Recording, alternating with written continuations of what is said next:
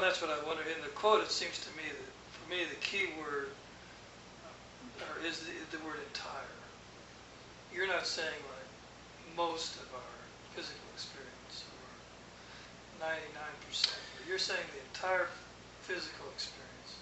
In my own experience, anything that has developed in my life after the age of 7, I've been able to impact. So I don't know, I haven't worked with anybody who's come into this world as a baby born with something. So I don't know about people, for example, some children are born autistic. I don't know about that, right? I haven't worked with that. I haven't worked with those. But then again, so you see the whole nature of this work, one can get misled by one's symptoms. This work is not about symptomatic relief. Okay, so it's not about, this work is not about that. And so it's not about, that symptomatic relief work is about getting rid of things out of one's experience. This work is about moving from reaction to response. And that's what I learned about this work, is that although I was brought in by my pain, the painful condition I had, at some point in my journey, even resolving that pain wasn't why I was doing the work. Well, the reason I was doing the work was I wanted to become responsible for my experience. I wanted to be able to respond to my experience, and I find the most efficient way to respond to my experience is to stay with what's happening in my feeling body, and to use my physical body and my mental body, or my physical circumstances and my mental condition, as a barometer for what's going on in my feeling body. Because sometimes you don't even know that there is an emotional condition underlying there. We've become masters at suppressing and sedating our emotional condition. So if I see there's physically niggling physical circumstances, there's certain physical circumstances that upset me, I can use that as a barometer to know that there's an emotional signature underneath that needs tending to. Sometimes I may have repetitive thought patterns, and those I get stuck on a particular thought pattern. And it's no point me trying to change the way I'm thinking in that moment. I found that is futile. But what it does tell me is that underlying that thought pattern, there is an emotional signature that's driving it. So then I open myself to sinking into that emotional signature. And when I allow that emotional signature to surface, and I become conscious of it, that thought pattern is gone. And those physical circumstances that were annoying me or irritating me or upsetting me no longer do so, which continually reinforces the fact that only when I adjust the emotional undercurrent, that the emotional undercurrent, or the emotional, and that's the pathway of awareness, the vibrational is moving through the emotional, through the mental, and into the physical. And when we're physically transfixed beings, or we become completely mental as we are now, we don't have an awareness of the emotional component of our experience and what role that plays. We don't realize that the emotional is like a lens that you wear, and whatever condition that the emotional body is, I call it the heart of the matter. And this is the matter. The heart of the matter is whatever condition the emotional body is going to reflect what that vibrational state, is going to be distorted into that emotional condition. So for the best example that I can give is the one of peace, right? Because the world believes that we have to make peace, and that is a perceptual error. You can't make peace. There is nothing but peace. Peace. So what people do to make peace in their own lives, or as what politicians do, is they rearrange physical circumstances. And they go around trying to rearrange, okay, I'll give you this piece of land, or we'll move this over there, or we'll, do some sort of physical circumstance, or we'll give you this country, or whatever we'll do.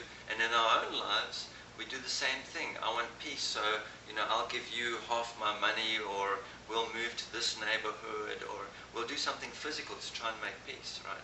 But peace doesn't come, it never comes out of that. Or we can do mental things and say, listen, let's talk about this, and let's come to some agreement so we can be at peace. But talking and coming to agreements has never brought peace to anybody.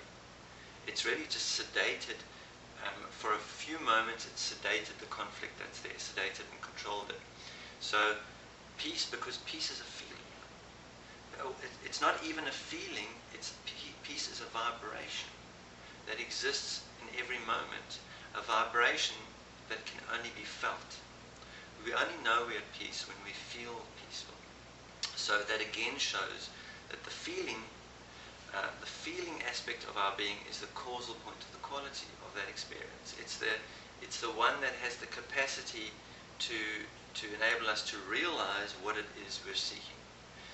If people are not, so it's not a case of making peace. It's a case of realizing what's obscuring the peace. And what's obscuring the peace is a situation in which the emotional body is either distorted and it's been imprinted with patterns that are causing resistance in the being, which causes heat, and that heat causes emotional experiences like fear, anger, and grief, which obscure any of the vibrations of peace in the moment. And in fact, what they do is they take the vibration of peace and they distort it into this fear, anger, and grief. And that's what the person's feeling, because there is only peace. It just can be distorted into other things through the emotional body. Or else, we're sedating and controlling our emotional body to such an extent that if I sedate and control the condition of my emotional body, I'm simultaneously sedating and controlling my capacity to feel. And therefore, I can't realize peace even if I want to. No matter how many physical, spiritual practices I do, no matter how much mind power courses and mental affirmations I do, because peace is not a physical circumstance nor a mental condition. It can be reflected into our physical circumstances. It can be reflected into our mental functioning. But essentially, if the emotional body is not integrated, if the heart is not open to allow the vibration through and feel it, and have the capacity to feel it, and have the vocabulary to feel it. In other words, the emotional body or the feeling body has to be developed to a point that it can feel the peace. And that development comes through feeling our fear, anger, and grief. So always coming back to the emotional body, always coming back to the emotional body. So what is my understanding right then, if I'm having an experience in the physical, if something's happening that is uncomfortable, Yes. then can I narrow that down and say, well, then what's happening here is I'm having an emotional discomfort that's showing up physically. Well, you can take anyone that is uncomfortable in the physical world. Anyone. Anyone or You can take anyone that's experience. uncomfortable in the physical world, Okay. and you can lead them to the emotional signature of that. Underneath that, you see, and that's the thing about what I call emotional body awareness, is we live in a situation where emotional body awareness is shut down. So that's why we go to the physical and the mental to try and adjust our experience. Because even though a person is having a strong emotional signature, if their emotional body awareness is shut down, they don't even have the capacity. You see, to know about my emotional content requires insight. To know about my mental and physical experience requires outside. It's all happening outside.